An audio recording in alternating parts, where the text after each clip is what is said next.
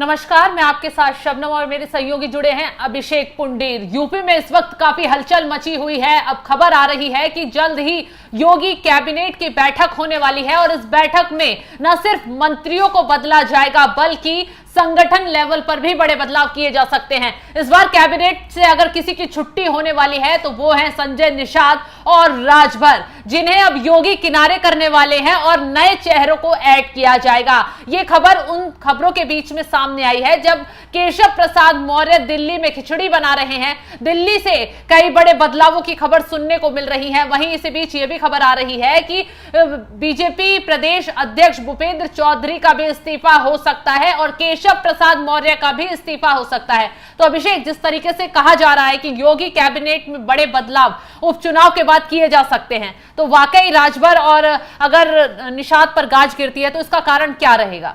देखिए, जो cabinet rank के जो है मंत्री होने के बावजूद भी वो राजभर हो या फिर संजय निषाद हो, सबसे पहले तो आप ये समझ लीजिए कि ये जो दोनों नेता हैं वो उस लॉबी के नेता हैं जो लॉबी केंद्रीय गृह मंत्री अमित शाह की नजदीकी बताई जाती है। उसमें केशव प्रसाद मौर्य, ब्रजेश पाठक, ओम प्रकाश राजभर, संजय निषाद, अपना दल की जो नेता है अनुप्रिया पटेल, ये सभी जो नेता हैं इनका एक अलग लॉबी है।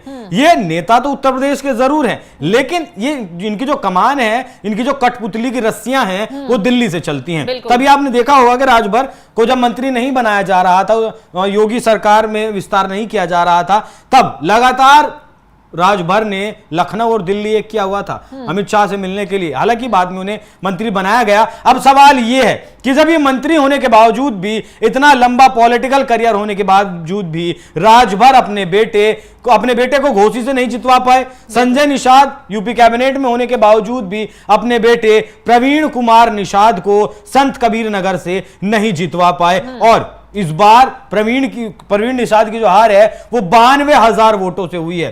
2019 में इसी संत कबीर नगर से चुनकर वो आए थे। तो ऐसे नेताओं का मंत्रिमंडल में, ऐसे नेताओं का संगठन में आखिर क्या काम है?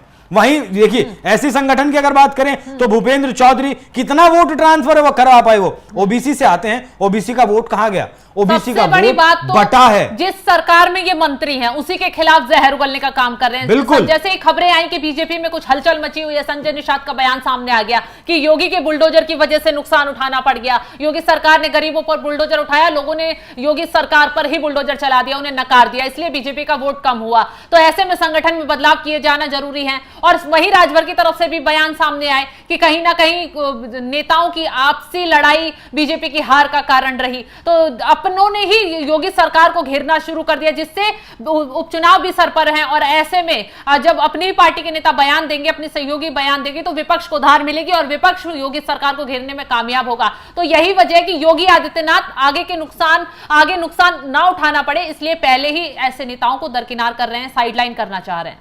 देखिए, योगी आदित्यनाथ को नुकसान नहीं उठाना पड़ेगा।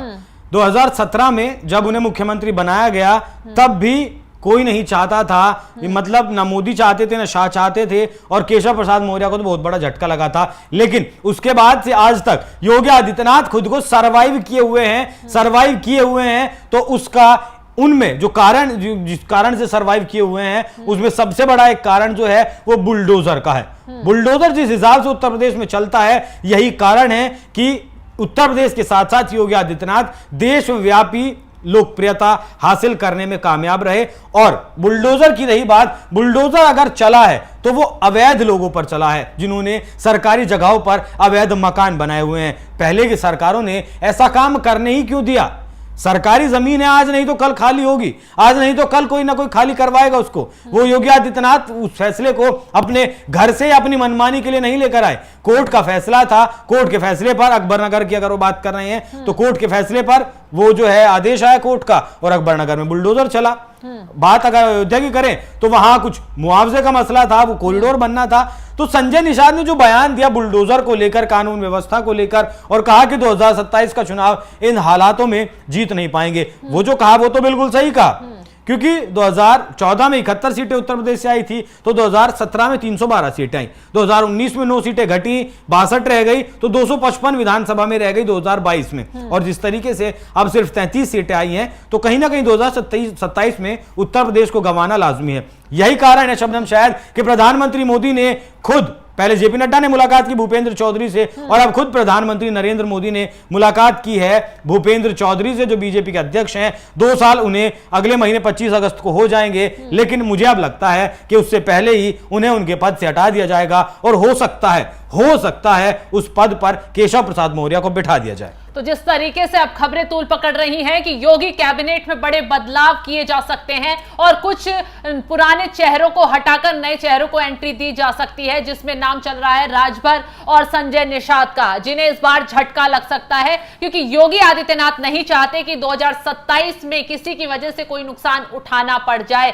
इसी के साथ खबरें आ रही हैं कि भूपेंद्र चौधरी को भी अब अपना इस्तीफा देना पड़ सकता है। उन्होंने दिल्ली में बड़े नेताओं से मुलाकात की है। अब सवाल यही उठता है कि अगर भूपेंद्र चौधरी को हटाया जाएगा तो बीजेपी, उत्तर प्रदेश बीजेपी की कमान कौन संभालेगा? क्या केशव प्रसाद मौर्य को आगे किया जाएगा? मैं यहां जोड़ दूं शबनम, केशव प्रसाद मौर्य अगर बीजेपी के अध्यक्ष बनते हैं उत्तर प्रदेश के, वो इसलिए बनना चाहेंगे क्योंकि अभी अगर 2 दिन पहला 14 जुलाई का बयान आपको याद हो कि संगठन सरकार से बड़ा है, और वो खुद को योगी आदित्यनाथ से बड़ा दिखाने की कोशिश में लगे हैं। उन्हें मुख्यमंत्री नहीं बनना, इस बात पर पक्की मोहर है, वो योगी आदित्यनाथ को नहीं हटाना चाहते, लेकिन वो खुद को योगी आदित्यनाथ से बड़ा जरूर दिखाना चाहते हैं। तो जिस तरीके से हालात अभी चल रहे हैं, तो केशव प्रसाद मौर्य लगता है कि डिप्टी सीएम के पद से खुश नहीं है और वो केंद्र की राजनीति में आना चाहते हैं, और अगर वो केंद्र की राजनीति में आना चाहते हैं तो वहां उन्हें डिप्टी सीएम पद से इस्तीफा देना पड़ेगा। फिलहाल अब यह भी कहा जा रहा है कि धर्मेंद्र यादव को लेकर या तमाम लोगों को लेकर अटकलें लगती जा रही है। वहीं अखिलेश यादव ने भी अब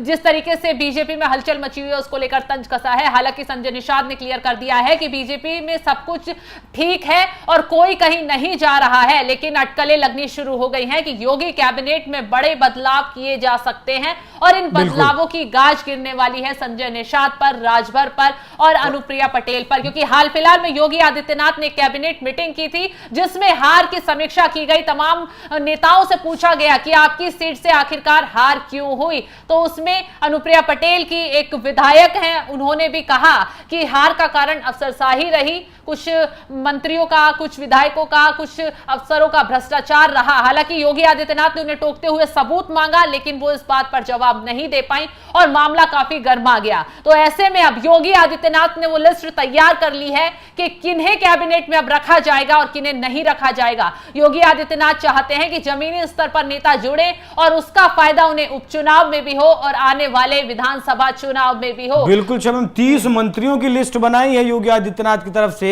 10 विधानसभा सीटों पर चुनाव लड़ने के लिए, जिनमें से 5 समाजवादी पार्टी के पास है, 3 बीजेपी के पास हैं और 2 बीजेपी के सहयोगी दलों के पास हैं, जिनमें से 5 जो सीटें सपा के पास हैं वो सपा का किला मानी जाती हैं। अब सेंधमारी उन्हीं में करनी है, किस तरीके से करनी है, और शायद यही कारण है कि अब बीजेपी के भीतर चर्चा चलने लगी है कि किसी मुस्लिम कैंडिडेट को इन सीटों पर जहां मुस्लिम समीकरण साधा जा सके, मुस्लिम कैंडिडेट को टिकट दिया जाए। तो फिलहाल ये सीट जो जहां पर मुस्लिम कैंडिडेट अब बीजेपी खड़े कर सकती है वो मुजफ्फरनगर की सीट है और संभल की सीट है, जहां पर उपचुनाव होने हैं और अब बीजेपी ने इसकी रणनीति बना ली है। योगी आदित्यनाथ सख्त हो गए हैं, जल्द ही यूपी में बड़े बदलाव की खबर सुनने को मिल सकती है। फिलहाल तमाम खबरों की अपडेट के लिए आप बने रहिए हमारे साथ। नमस्कार।